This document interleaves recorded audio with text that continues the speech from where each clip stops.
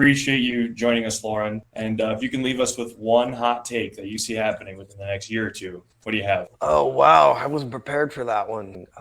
I think, one of the biggest issues that's going to emerge over the next couple of years is the impact of the Inflation Reduction Act and all of its elements in the clean vehicle credit, in that there is a tremendous amount of confusion. And in fact, an unintended byproduct of it is it's actually going to increase the cost of EVs. And the average EV is actually going to have a net increase of about $15,000, not exclusively because of the Inflation Reduction Act and the Clean Vehicle Credit, but a large part of it. The inflation, et cetera, is already, we've seen almost every EV be increased anywhere from $5,000 to $15,000 in the last year. I mean, Tesla raised the price of the Model Y 6 times in 12 months, right?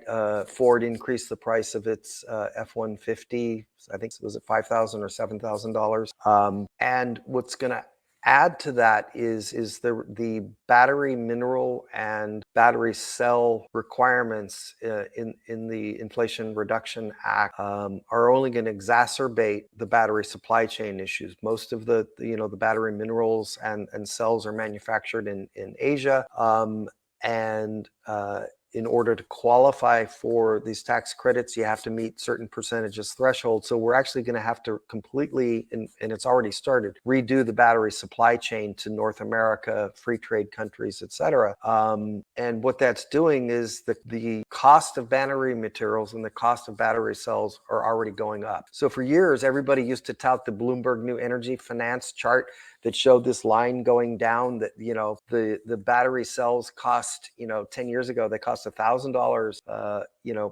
per kilowatt hour, and now we're at like whatever it is, 140 or something like that. They actually flattened and are going back up, right? Because there's more demand than there is supply. Now you add to that all of these sourcing requirement, and the cost of EVs are going to go up because batteries are getting more expensive. And again, I'm not blaming all of that on the Inflation Reduction Act, because a lot of this was happening because of more demand than supply already. So think about it. If you're a company that mines lithium in Australia and you're owned by a Chinese company or whatever it is, right? And now you have, now as an automotive company, you're having to switch who you buy from, and 10 automakers are all going to the same supplier, right? Wanting for a very small amount of supply because we've just eliminated a number of the suppliers in the world. Prices are going to go up. So that's the short-term negative impact, is IRA is actually making EVs less affordable.